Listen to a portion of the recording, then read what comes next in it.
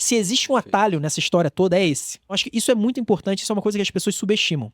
A pessoa, ela pensa em atividade física, ela acha que ela é obrigada a caminhar, ou correr, ou a fazer academia. Existe também como a gente introduzir dentro dos nossos hábitos algumas sensações boas ou coisas que a gente goste que facilitem que a gente faça aquilo. Fala um pouquinho mais sobre isso também. Isso é muito importante.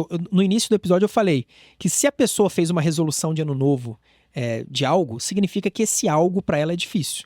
Então, uma pessoa sedentária, se ela está colocando ali como o meu grande objetivo em 2025 é conseguir começar a fazer atividade física, significa que fazer atividade física para ela é difícil.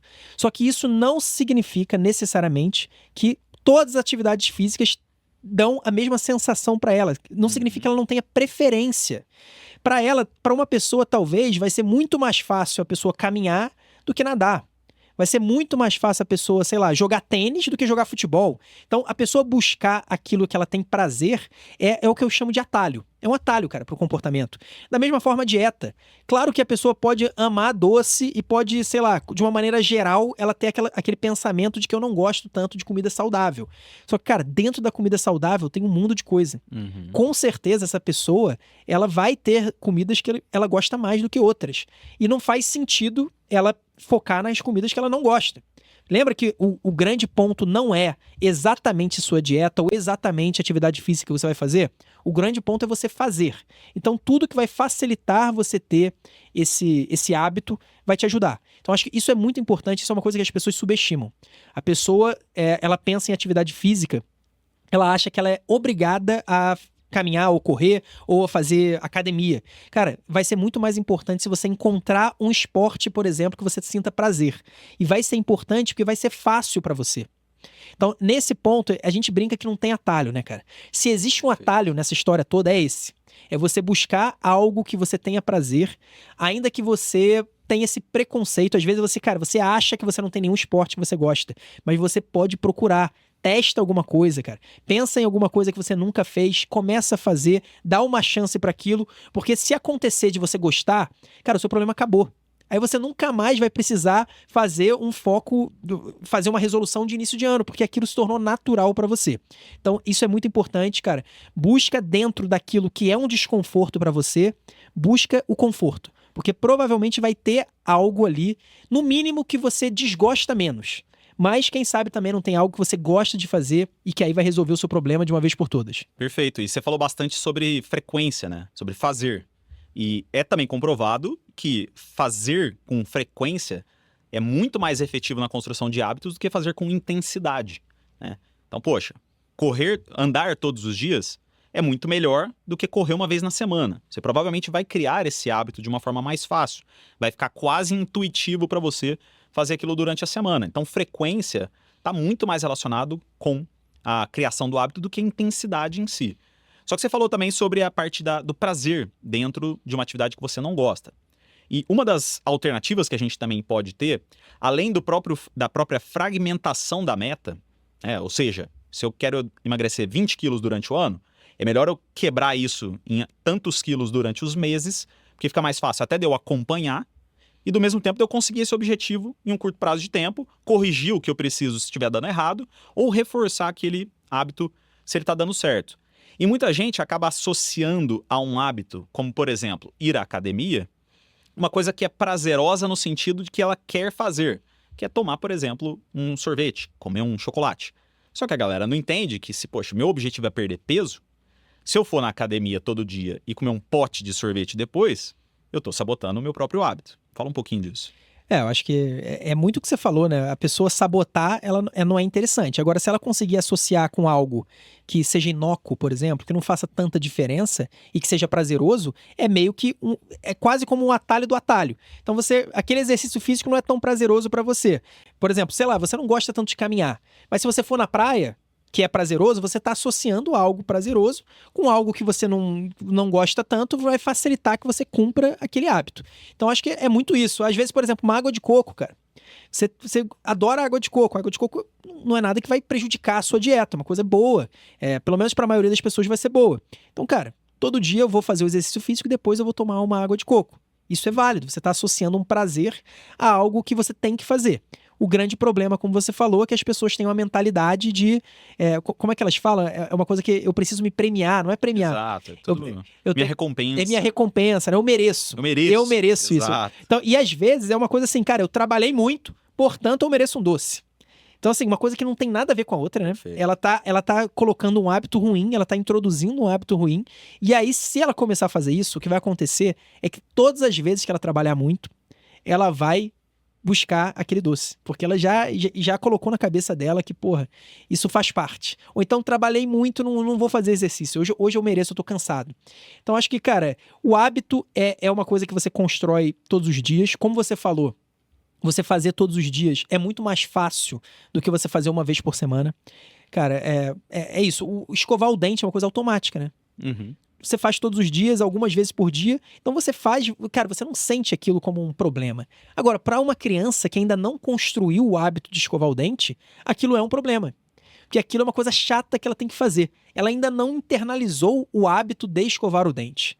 Então, eu acho que a gente se baseando nisso, a gente consegue perceber que se você começar a fazer exercício físico todos os dias, por muito tempo, vai chegar o momento, sim, que você vai tratar o exercício físico, talvez como escovar o dente, cara. É uma coisa que eu tenho que fazer e que, cara, não tem desculpa. Você vai se sentir mal se não fizer. Né? Exatamente. Não é porque eu trabalhei muito que eu vou deixar de escovar o dente, né? Quem faz isso aí? Perfeito. Pô, trabalhei muito, não vou escovar o dente? Mereço isso? Não, cara, é uma coisa que você sabe que você tem que fazer, que é da sua natureza, é da sua manutenção do seu corpo, né? É uma manutenção do seu corpo escovar o dente, assim como é a manutenção do seu corpo você se alimentar bem, ou você fazer atividade física, você cuidar do seu sono, e isso também vale para os hábitos negativos, cara. Vale para os hábitos negativos também. Então, acho que as pessoas têm que... Elas precisam internalizar os hábitos bons, entender que aquilo é o seu dia a dia. A saúde, cara, a saúde é o comportamento, né? Uhum. A gente pensa a saúde como um consultório médico, uma internação, CTI. Cara, isso é quando você você perdeu a saúde e você quer recuperá-la. Já é doença, né? Isso já é doença, exatamente. Isso já é doença. A saúde em si é o comportamento. Então, enquanto a pessoa não entender isso, ela não vai conseguir influenciar de fato a saúde. Agora, entendendo isso é fácil? Claro que não. Eu falei aqui, cara, todos nós temos problemas com algum tipo de comportamento que pra gente o comportamento bom é muito difícil ou o comportamento ruim é muito fácil. A gente tem esse tipo de problema. Mas o primeiro passo pra gente resolver esse problema é a gente entender isso. É a gente reconhecer isso e começar a agir para de alguma forma alterar. E existe até um cuidado que deve ser tomado, como você citou o exemplo do doce, né, depois da atividade física e tudo mais, que é isso, às vezes o pessoal fala, isso é demagogia, isso é papo de coach, porque, pô, o cara quer que eu faça sempre a coisa certa. Cara, não é isso, você precisa contar com imprevistos. Você precisa contar que você vai querer comer doce algum dia. Agora, o grande problema é que quando você associa algumas coisas dessas a recompensas, ou você torna aquilo muito normal, ele pode virar um hábito ruim, que é comer doce depois de fazer exercício físico. Você está se sabotando. Então, tomar cuidado que você não precisa ser 100% efetivo, mas, cara, não dá para você quebrar um hábito 2, 3 dias seguidos. A não ser que seja muito pontual. Porque a chance de você voltar é muito menor. Pô, vai na academia. Se eu vou na academia há 1 ano, se eu deixei de 3 dias, eu voltei para academia, cara, já tá mais difícil. Eu já não consigo fazer do jeito que eu fazia. Então, é tomar esse cuidado que, ao mesmo tempo que você não precisa ser 100%, você também não pode ser muito abaixo. Eu acho que o que as pessoas têm que lembrar é que a gente falou da importância do ambiente, né, como um pilar para você construir o comportamento. E além do ambiente micro, né, aquele ambiente que você controla, a sua casa, o seu quarto, as coisas que você faz, etc. Cara, existe um ambiente macro, que é um ambiente da sociedade. Perfeito. E esse ambiente da sociedade que você não controla, ele vai ser ruim para quase tudo. Uhum. A sociedade, a gente tá vendo, cara, na sociedade tá ficando cada vez mais comum as pessoas dormirem mal, as pessoas se alimentarem mal, as pessoas terem sobrepeso, as pessoas terem diabetes, hipertensão, as pessoas serem sedentárias, apesar que a gente tem visto uma mudança em relação a isso. Mas enfim, o ambiente macro da sociedade, ele já é ruim. Cara, se você começar a aceitar isso, você vai entrar na trilha da doença, vai começar a tomar um remédio para isso, e aí vai começar a tomar um remédio para aquilo. Aí um dos 2 remédios vai ter um efeito colateral Y, e aí você vai ter que tomar outro remédio por causa do efeito colateral Y, e aí você começa no ciclo de doença, e aí sim sua saúde vai se resumir a hospital, a ambulatório, a leito de internação, etc. Então assim, e é importante também, porque quando a sociedade ela está caminhando na direção, a gente começa a achar que por aquilo ser comum na sociedade, significa que aquilo esteja certo, ou aquilo seja correto no sentido de saudável mesmo. E não, cara. Não é porque todo mundo está fazendo uma coisa que aquilo esteja certo, cara. E vale para tudo na vida, né? Vale para vários contextos, inclusive na saúde. E não é fácil você refazer o seu ambiente. Então, por isso até, por um ambiente macro ser ruim, é tão importante a gente pensar no ambiente micro. Eu acho que, por exemplo, as empresas elas têm também uma responsabilidade muito grande, porque as pessoas elas passam 1/3 do tempo trabalhando, outro terço dormindo. Então vamos dizer que metade do tempo acordado de uma pessoa é trabalhando. E, cara, se metade do tempo da pessoa acordada é trabalhando, significa que se a empresa criar um ambiente bom, um ambiente saudável para a pessoa tem uma possibilidade muito maior de se tornar mais saudável. Isso reflete também na própria empresa, que evita, por exemplo, a ausência de funcionário, adoecimento, entre outras coisas. E sem falar, cara, que uma pessoa sem saúde não tem como ser produtiva, né? A Exato. gente falou sobre o sono, mas vale para qualquer aspecto. É óbvio que uma pessoa, quando ela melhora a saúde dela, a tendência é ela ter uma produtividade maior.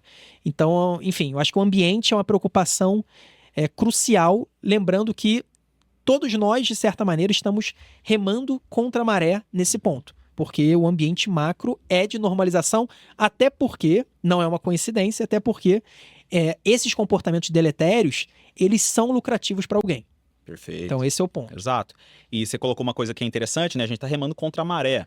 Você falou que os microambientes, às vezes, eles também são um pouco complicados da gente mudar, né? Se a gente convive com alguns familiares e tudo mais. Mas pessoas, você já até citou, fazem parte desse microambiente. E existe aquela máxima, né? Diga com quem tu andas, que eu direi quem és. Então, cara, se você tem gente para remar junto com você, a chance de você conseguir chegar mais longe é maior. Então, ter pessoas que têm o mesmo objetivo que você, que têm hábitos bons que você considera, pessoas, por exemplo, que você segue, né? A tecnologia tá aí, o pessoal segue muita gente. Pô, se a pessoa tem um hábito legal, beleza, se espelha nela. Se a pessoa tem um hábito ruim, toma cuidado, porque se você considera aquela pessoa um exemplo, ela provavelmente vai te influenciar de forma positiva ou negativa. E é interessante que mesmo você não considerando uma pessoa um exemplo, você ficar sendo exposto o tempo todo a algo ruim, cara, você internaliza, você começa a naturalizar algo ruim.